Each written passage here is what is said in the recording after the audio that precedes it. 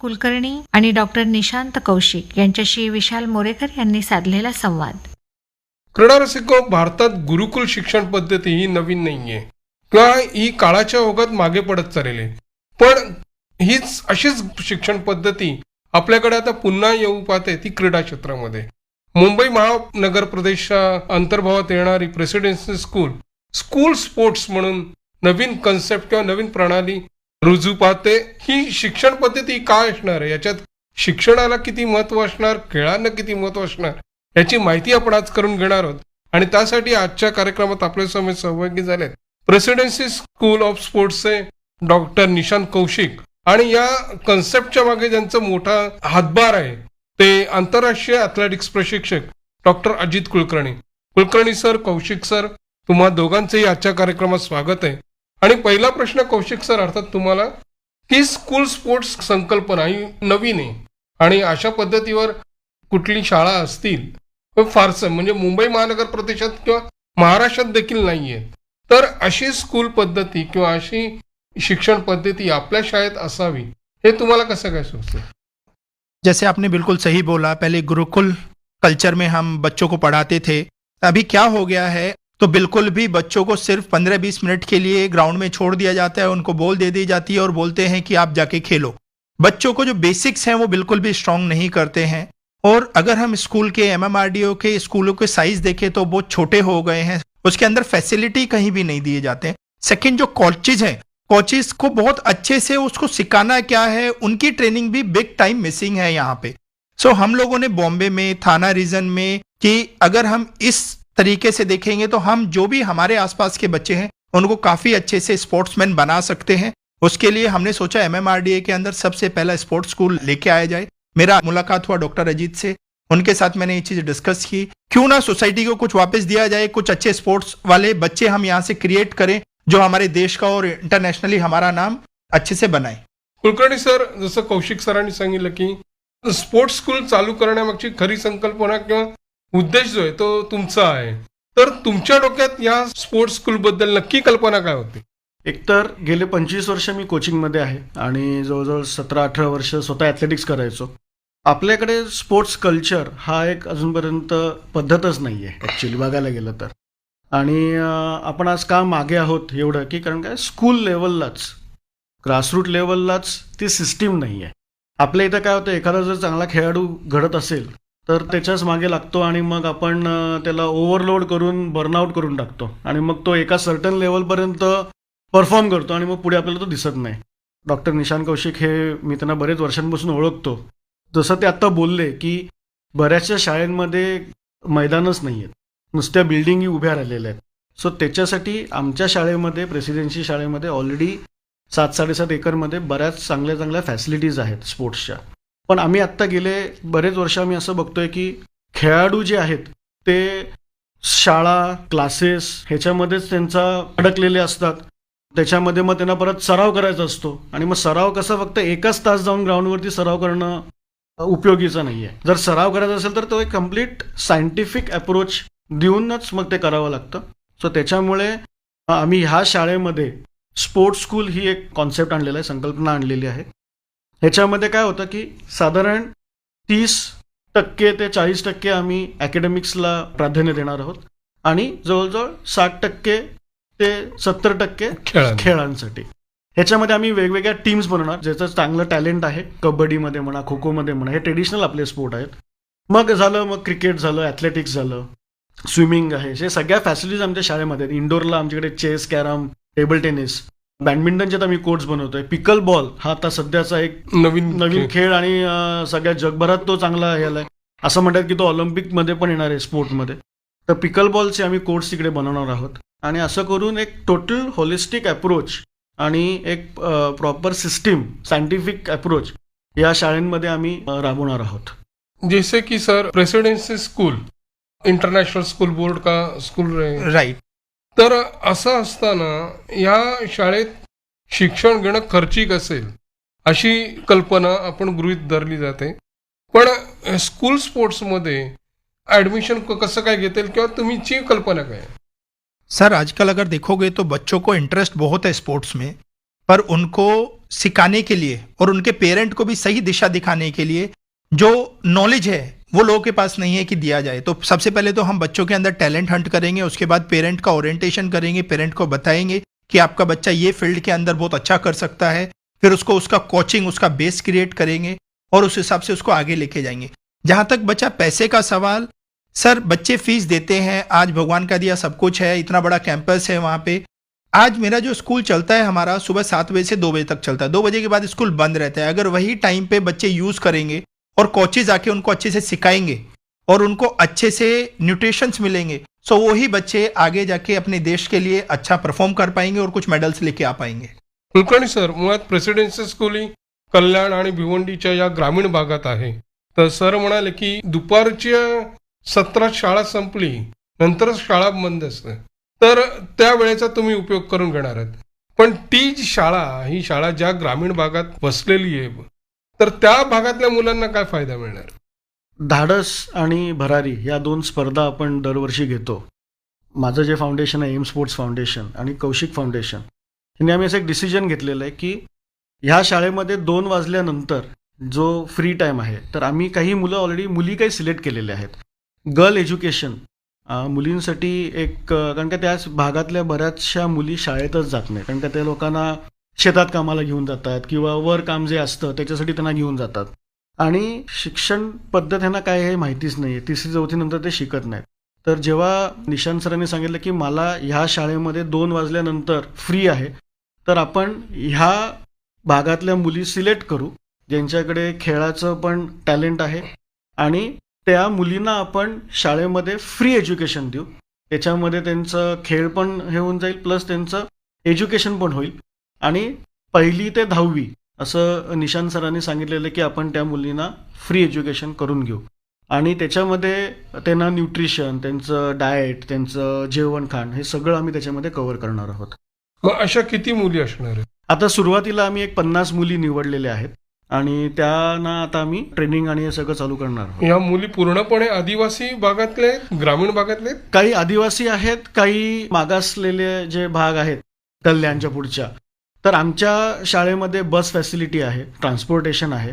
तर निशांत सरांनी हे पण सांगितलं की आम्ही त्यांना बसेस पण प्रोव्हाइड करू की ॲटलिस्ट 2ला शाळेत येतील आणि साधारण 6 वाजेपर्यंत त्या मुली घरी पोहोचतील, हे आम्ही बघू. म्हणजे आणि त्याच वेळी त्यांचं शिक्षणही चालू आहे. शिक्षणही चालू होणार. पण त्यांना इंग्लिश मीडियम मध्ये शिकवणार, म्हणजे महाराष्ट्र बोर्डाचं वगैरे शिक्षण? नहीं, इंग्लिश मीडियम प्रॉपर ICSE. हो, म्हणजे हे एक नवीन आणखीन एक चांगली कल्पना आहे. येस.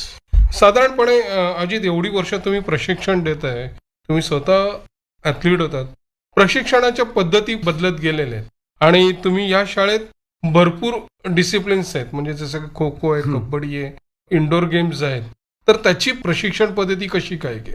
एकतर कसं आहे, आपल्या प्रत्येक फील्डमध्ये आधी कसं असतं, पीटी टीचर जो शाळेतला असतो तोच सगळे स्पोर्ट्स शिकवत होता.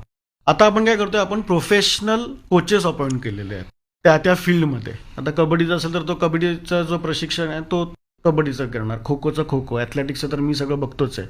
तर प्रत्येक फील्डमधले आम्ही एक कोचेस अपॉइंट करणार आणि जे पीटी टीचर्स आमच्या शाळेतले आहेत ते आम्हाला असिस्ट करणार. तर एक मोठी टीम आहे ह्याची. अख्खी कॉन्सेप्ट नवीन आहे, तर थोडासा जरा वेळ जाईल, पण खात्री आहे की आम्ही 10 नीरज चोप्रा तर नक्कीच देऊ पुढच्या ऑलिम्पिक्समध्ये. अरे, स्वागतार्ह बाब आहे की नीरज चोप्रा हा तुमचा एम आहे, मुख्य टार्गेट आहे. ह्या कन्सेप्टची शाळा जेव्हा पुढे आली, ही संकल्पना की स्पोर्ट्स स्कूल ऑफ स्पोर्ट्स वगैरे, तर तुम्हाला कोणी कधी हे केलं का, अरे ही काय स्कीम म्हणतो याचा, म्हणजे जर धंदेवाईकपणे विचार केला तर असं मार्केटमधनं तुम्हाला कधी वेगळं काही बोलणं ऐकायला मिळालं का? बहुत लोग बोलते हैं कि ऐसा करने की क्या जरूरत है, सेकंड शिफ्ट स्टार्ट करेंगे तो और रेवेन्यू कमा सकते हैं. लेकिन हमको इतना मिला है सोसाइटी से, हमारे टीचर्स ने हमको पढ़ा के यहाँ तक भेजा है, सो अभी कुछ सोसाइटी को वापस देना है और हमको चाहिए कि हमारे स्कूल से कुछ अच्छे, जैसे अजित सर ने अभी बोला कि नीरज चोपड़ा, 10 नीरज चोपड़ा हमको देने हैं, 10 नहीं तो कम से कम 5 विराट कोहली, रोहित शर्मा, कुछ अच्छे क्रिकेटर, कुछ अच्छे फुटबॉलर हमारे स्कूल से आगे जाएं, उनका देश में नाम बने और लाइफ में वो आगे बढ़े. सो हमारा अभी एम ये है कि हम वो स्कूल से थोड़े अच्छे स्पोर्ट्समैन क्रिएट करें, थोड़े अच्छे ह्यूमन बीइंग क्रिएट करें. एक हो गया कि हम सिर्फ स्कूल के आवर्स के अंदर भी स्पोर्ट्स स्कूल चलाएंगे, लेकिन स्कूल के बाद जो स्कूल के आवर्स खत्म हो जाते हैं 2 बजे, उसके बाद फ्री में शिक्षा देके जो बच्चे हैं जिनके अंदर टैलेंट है लेकिन जो आज उनके माता पिता वो चीज को नहीं अफोर्ड कर पा रहे हैं, उन बच्चों को सिखाना, स्पेशली लड़कियों को, जो गर्ल एजुकेशन है, एजुकेशन कोई किसी से छीन नहीं सकता है। सो अगर आप एक लड़की है उसको अगर एजुकेशन दे सकते हो तो उससे अच्छा क्या होगा, देने वाला ऊपर वाला है। अगर हम ये अच्छे कर्मा करेंगे तो हमको ऊपर वाला बहुत देगा, ये हमारी सोच है। हाच प्रश्न तुला आहे की स्पोर्ट्स स्कूल म्हणून ही जेव्हा संकल्पना तू तुझ्या माणसांसमोर किंवा क्रीडा क्षेत्रातल्या जाणकारांसमोर ठेवली असेल तर प्रतिक्रिया काय होती? प्रतिक्रिया ही आहे की लोक म्हणतात की हा वेडा आहे, की हे काय टाइम वेस्ट करतोय. तुला नेहमीच म्हणतात तू वेडेच इतिहास घडवतात, तुला माहिती आहे ते. पण पॅशन पाहिजे. आणि माझे वडील तुला माहिती आहेत की आज शिक्षण क्षेत्रात होते, BRCला सायंटिस्ट होते. माझे आजोबा खूप मोठं नाव होतं. साई जिथे आता सेंटर तिकडे आधी TIP इन्स्टिट्यूट होतं, हे मी मागे पण नमूद केलं होतं, training institute of physical education. तेव्हा CPED कोर्सेस चालायचे. त्या कॉलेजचे माझे आजोबा प्रिन्सिपल होते. सो त्यांच्यापासून हे सगळं आलेलं आहे. त्यांनी पण हे सगळं घडवलेलं आहे. मलखामास महाराष्ट्रामध्ये त्यांनी इंट्रोड्यूस केलं. आणि शिक्षण तर एक तर आहेच नक्की. शिक्षण म्हणजे माझे आज जेवढे खेळाडू आहेत त्यांना सगळ्यांना 90% आणि वरतीच मार्क मिळतात 10वीमध्ये. पण त्याच्याबरोबर ते स्पोर्ट्स पण सांभाळतात. कारण काय बॅलन्स हे होऊ शकतं. शौर्य हे त्याचं- शौर्य आत्ता एक एक्झाम्पल आहे. आता रिसेंटली तिने सौदीला एशियन युथ चॅम्पियनशिपला ब्रॉन्झ मेडल जिंकली 10वीत असताना सुद्धा. यावर्षी तिने जवळजवळ 3 नॅशनल आणि 1 इंटरनॅशनल खेळली. वर्षभर ती बाहेर असायची, पण अभ्यास पण करून 91% मिळवले मार्क. तर स्पोर्ट्समुळे काय अभ्यासाचं नुकसान होत नाही, उलट फायदाच होतो. फायदाच होतो. कारण की नवीन ब्रेन सेल्स फॉर्म होतात. मी बरेच वर्कशॉप्स करतो शाळांमध्ये. आजकाल मुलांसाठी आम्ही बरेच वर्कशॉप्स करतोय, 9वी-10वीच्या मुलांसाठी. पोश्चर तू जर आज बघितलं तर बॅगा हेवी असतात आणि मग त्यांचं पोश्चर प्रॉपर नसतं. आणि 99% आजकाल सगळेजण मोबाईलवरतीच जास्त करून असतं, सोशल मीडिया किंवा गेम्स खेळत असतात. सो त्याच्यामुळे पोश्चर, मेंटल हेल्थ, जे ब्रेन फॉगिंग होतं आहे सध्या या सगळ्या गॅजेट्स आणि याच्यामुळे, त्याच्यावरती आम्ही बरेच वर्कशॉप्स करतो. आमच्या प्रेसिडेन्सी शाळेमध्ये आम्ही आता टीचर्ससाठी पण वर्कशॉप्स चालू केलेले आहेत. कारण की त्यांचं पण काम भरपूर आहे आणि वेगवेगळ्या प्रकारची मुलं आजकाल बघायला मिळतात. आजकाल मुलं खूप हायपर झालेली आहेत या सगळ्या गोष्टींमुळे.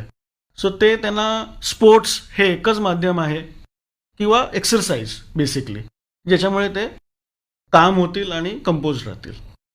कौशिक सर, पुन्हा एकदा तुमच्याकडे एवढी मोठी संकल्पना आहे स्पोर्ट्स स्कूल, लोक तुम्हाला म्हणजे बोलतायत की अरे पैसा कमवायचे सोडून हे राईट, कशाला करतोय वगैरे, वेळ फुकट घालवतोय सगळे. पण तुम्ही जे म्हणताय की एक सगळ्या मुलांना फुकट, 50 मुलींना तुम्ही फुकट शिक्षण देणार आहात, त्यांच्या प्रशिक्षणाचा वगैरे खर्च उचलणार आहात, आणि एवढंच नाही तर तुम्ही त्यांना स्पर्धांमध्ये देखील पाठवणार आहे. तर तुमच्या अपेक्षा काय आहेत? सर पहली बात, हमको ये जो 50 नंबर हमने सिर्फ पहले साल के लिए रखा है. हर साल हम 50 को 100 करेंगे, 100 को हो सकता है 150, 200, हर साल हम 50 या 100 नंबर बढ़ाने की इसमें उम्मीद रखते हैं. सेकंड, ये दूसरी चीज़ है, CSR एक्टिविटी के अंडर नहीं कर रहे हैं हम लोग. ये हम लोग जो स्कूल के अंदर थोड़े बहुत पैसे बच जाते हैं या फिर हम अपनी तरफ से पैसे डाल के हम वो बच्चों को प्रॉपर फॉर्मल एजुकेशन देंगे. खाली आई वॉश नहीं होगा, उसका बाकायदा एग्जाम होगा, उसको 10th में ICC के एग्जामिनेशन में हम बैठाएंगे और उसका वो सर्टिफिकेट आएगा. और भगवान ने चाहा, अगर भगवान का आशीर्वाद रहा तो हो सकता है हम उसको फर्दर एजुकेशन भी दें. ये अभी मैं उसका कोई कमिटमेंट नहीं दे सकता, यस, लेकिन अप टू ग्रेड 10 हम उसको बाकायदा फॉर्मल एजुकेशन देंगे. और हर साल ये 50 नंबर को 100 करेंगे, 100 को 200 करेंगे, और ऐसे ये नंबर बढ़ते रहेंगे. हो सकता है आने वाले दिनों में, जैसे मेरे स्कूल का कैपेसिटी 3000 बच्चों का है, मॉर्निंग 7:30 to 2 o'clock, हो सकता है कि मैं फ्री में भी 3000 बच्चों तक पढ़ाने की काबिलियत रखूं. भगवान उतना आशीर्वाद रखे, और अगर हम पढ़ा पाए तो क्यों नहीं. और अभी हम गर्ल एजुकेशन से स्टार्ट करें. और एजुकेशन, जैसे मैंने पहले कहा और अजीत सर ने भी कहा, कि एजुकेशन एक ऐसा गिफ्ट है जो आप किसी को भी दोगे तो कोई उससे वापस नहीं ले सकता है, और इससे वो अपनी लाइफ बना सकता है. दूसरी चीज है, जो स्पोर्ट्स को हमने उसके साथ मर्ज किया है. स्पोर्ट्स, कोई भी बच्चा रहे, अगर वो एक्टिव नहीं रहेगा तो वो लथार्जिक हो जाता है लाइफ में, उसको कुछ भी करने के लिए पुश करना पड़ता है. अगर कोई भी स्पोर्ट्स में सुबह उठेगा, एक्सरसाइज करेगा, थोड़ा खेलेगा, वॉक करेगा, तो उसका एजुकेशन के अंदर भी परफॉर्मेंस बहुत अच्छा हो जाता है, उसका ओवरऑल डेवलपमेंट बहुत अच्छा होता है. और उससे जो परफॉर्मेंस है, जो उसका पढ़ाई का परफॉर्मेंस रहे या उसका स्पोर्ट्स का परफॉर्मेंस रहे, सब चीजों में उसकी, क्योंकि ब्रेन सेल डेवलप होने चालू हो जाते हैं, आपका पूरा बॉडी बहुत एक्टिव हो जाता है, और जब आप एक्टिव इंसान काम करता है तो उसकी परफॉर्मेंस एनी टाइम ज्यादा अच्छी रहती है एज कंपेयर टू नॉर्मल इंसान। सो ये हमारी सर खाली 50 ही लोग नहीं, हम उसको चाहेंगे कि आने वाले दिनों में वो 3000 4000 बच्चों तक पहुंचे। आज मेरे पास 6-7 स्कूल हैं, ये एक से स्टार्ट कर रहे हैं, हो सकता है आने वाले दिनों में हम दूसरे स्कूल में भी इसको इम्प्लीमेंट करें। सेकेंड, स्पोर्ट्स आज हर इंसान को चाहिए उसका बच्चा स्पोर्ट्समैन बने, पर कैसे बने एक वो मिसिंग है। सो हम उनको अगर सही गाइडलाइन दे पाए, उनको दिशा दिखा पाए, आज जो दिशाहीन है बच्चे उनको दिशा दिखा पाए, तो लाइफ में वो लोग बहुत आगे बढ़ सकते हैं। हमारे टाइम में मुझे एक स्पोर्ट्समैन बनना था, लेकिन मैं नहीं बन पाया। उसका रीजन क्या हुआ? मुझे कोई भी गाइड करने वाला नहीं था। सो जो मैंने मिस किया मेरी लाइफ में, मैं चाहता हूं कि लोग ना करें और मैं उनको दे पाऊं, यही मेरी इच्छा है।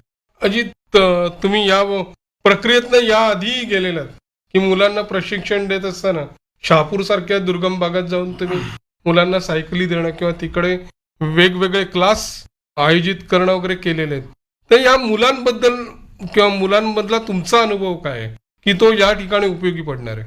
कसं असतं, या जेव्हा शाळांमध्ये आम्ही जातो, जरूर आता 65 शाळा ग्रामीण भागातल्या आदिवासी शाळा आम्ही अपग्रेड केलेल्या आहेत, आणि त्याच्यामध्ये पहिला तेव्हा आम्ही प्रश्न विचारतो की अभ्यास कोणाकोणाला करायला आवडतो, तसे हळूहळू हात वरती येतात, आणि खेळायला कोणाला आवडतं म्हटलं की सगळ्यांचे हात वरती असतात. तर ही मुलं, म्हणजे हा जो कॉन्सेप्ट आहे, संकल्पना आहे, येऊरला मी काही वर्षापूर्वी ट्रेनिंग घेत होतो, म्हणजे आम्ही हिल ट्रेनिंग तिकडे ट्रेनिंग करतो. तर तिकडची जी एक आदिवासी शाळेतली काही मुलं आहेत, ती शाळेत न जाता आमचा सराव कसा चाललाय ते बघत बसायचे. मग त्यांना विचारायचो की तुम्ही करणार का, मग ते लाजून पळून जायचे. मग हळूहळू त्यांना असं बॉल दे खेळायला, मग कोन्स लाव, थोडंसं त्यांना वेगवेगळे ड्रिल्स करो त्याच्यावरून, लॅडर, ॲजिलिटी लॅडर्स वगैरे, आणि त्यांना ते आवडायला लागलं. तर तेव्हापासून ती एक कल्पना होती की नाही, हे मुलांमध्ये टॅलेंट चांगलं आहे. आणि मग जेव्हा शाळेमध्ये आम्ही जायला लागलो, आता जवळजवळ 20,000 ते 25,000 आदिवासी विद्यार्थी आमच्या स्कीममध्ये आहेत, आणि दरवर्षी त्यांच्यासाठी मी स्पर्धा घेतो, जे मागच्या वेळेस पण मी नमूद केलं होतं. आता ह्यांना मोटिवेट कसं करायचं, कारण काय क्रीडा शिक्षक त्यांच्या शाळेतले जे आहेत त्यांना इंटरेस्ट नसतो, अरे कुठे यांना घेऊन जायचं स्पर्धेला वगैरे. मग धाडस ही स्पर्धा जी आहे, ज्याच्यातून आम्ही ट्रॅक अँड फील्डचं टॅलेंट हंट करतो, त्याच्यामध्ये मोटिवेट करण्यासाठी पहिलं, दुसरं, तिसरं बक्षीस आम्ही सायकल देतो. तर आत्तापर्यंत 450 सायकल आम्ही डोनेट नाही केल्यात, त्या मुलांनी कमवलेल्या आहेत. मी त्यांचं ते क्रीडा नैपुण्यावरती ती मिळवलेले तर आता काय झालंय की ह्या स्पर्धेसाठी हे खेळाडू उत्सुक असतात आणि थांबून असतात की सर तुमची स्पर्धा कधी होणार, कारण की त्यांना ती सायकल जिंकायची असते. तर आता हे सगळे जे खेळ आहेत हे आम्ही आमच्या प्रेसिडेन्सी शाळेमध्ये आता ऑर्गनाईज करणार आहोत. आणि ते करता करता जेव्हा त्या मुलांना गावामध्ये, पाड्यांमध्ये एक न्यूज पसरत की अरे आपल्या पाड्यातली एक मुलगी असं त्या शाळेमध्ये, एवढ्या मोठ्या शाळेमध्ये शिकतीये, तर असं करून बाकीच्या मुलींना पण तो एक प्रोत्साहन मिळेल की बाबा नाही, आम्हाला पण या शाळेमध्ये भाग घ्यायचा आहे किंवा आम्हाला या शाळेमध्ये शिकायचं आहे, हे आम्ही मॅपवरती आणणार आहोत.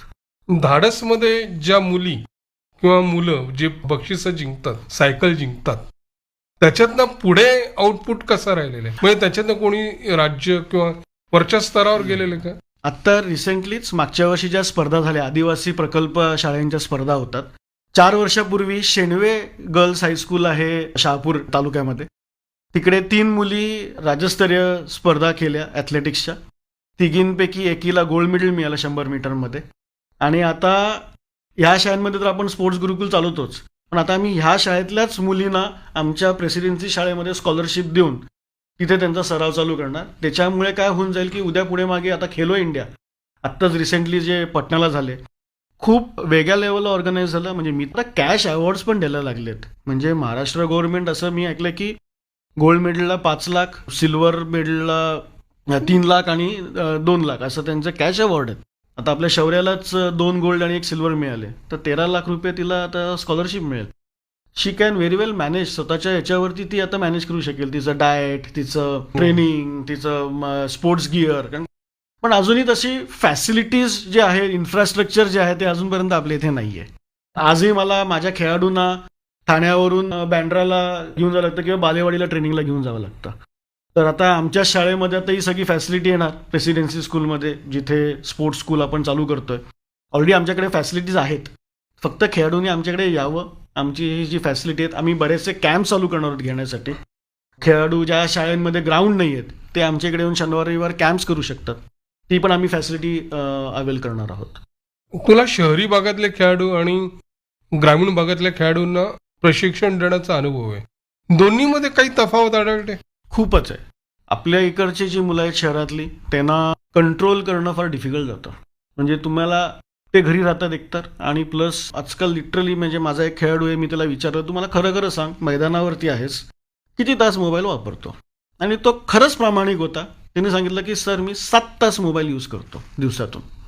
पण हेच तू जर ग्रामीण भागात बघितलं तर म्हणजे आपण म्हणतो ना की रात्री लवकर झोपायचं, सकाळी लवकर उठायचं, ते कॉन्सेप्ट तिकडे आहे अजूनही. पण आपल्या जे शहरातली मुलं आहेत ते आता नक्कीच त्यांना जेव्हा आपण सांगतो की जर परफॉर्मन्स आणायचा असेल तर तुम्हाला याच्यापासून सगळ्यांशी दूर राहावं लागेल.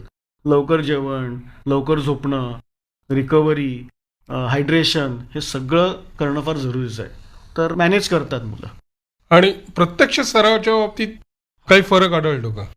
आपल्या मुलांकडे काय सगळ्या फॅसिलिटीज म्हणजे कसं अत्याधुनिक साधनं आहेत की बाबा त्यांच्याकडे स्पोर्ट्स गिअर आहेत, शूज आहेत, स्पाइक्स आहेत. पण हेच तू जर ग्रामीण भागात गेलं तर त्यांच्याकडे चप्पल पण नाहीत घालायला. ते अनवाणी हे करतात. आपण जेव्हा धाडस स्पर्धेमध्ये त्यांना शूज वगैरे देतो, जे स्पर्धक असतात त्यांना, ते लिटरली म्हणतात की सर आम्हाला याच्यावरती धावता येत नाही. तर ते त्यांना आपल्याला सराव करून घ्यायचा आहे त्याच्यासाठी, आणि ते आपण लवकरात लवकर करणार आहोत. तर क्रीडा रसिक हे होते डॉक्टर अजित कुलकर्णी आणि डॉक्टर निशांत कौशिक. एक वेगळी संकल्पना घेऊन ते समाजात आलेले आहेत, स्पोर्ट्स स्कूल. मग आजपासून आपण म्हणतो की पूर्वीचं गुरुकुल सिस्टीम आणि आता स्पोर्ट्स स्कूल ही संकल्पना, आणि तीही विशेषतः आदिवासी बहुल भागातील मुलींकरता, 50 मुलींकरता, आणि भविष्यात ही संख्या वाढणारी आहे. इंग्रजी माध्यमातलं शिक्षण, त्यांचं क्रीडा क्षेत्रातलं ट्रेनिंग वगैरे, ह्या सगळ्यांची जबाबदारी घ्यायला हे दोघे जण पुढे आलेले आहेत. कौशिक सर, कुलकर्णी सर, तुमच्या या कार्याला पूर्णपणे सदिच्छा. स्कूल स्पोर्ट्स किंवा स्पोर्ट्स स्कूल ही संकल्पना आणखीन प्रसारित होईल. क्रीडाविषयीच्या आजच्या कार्यक्रमात तुम्ही दोघं सहभागी झालात, तर मुंबई आकाशवाणी केंद्र आणि व्यक्तिशः माझ्यातर्फे मी तुम्हा दोघांचाही आभारी आहे. Thank you very much. Thank you so much. क्रीडा रसिको, नवीन संकल्पना शरीर सौष्ठव खेळात देखील येते.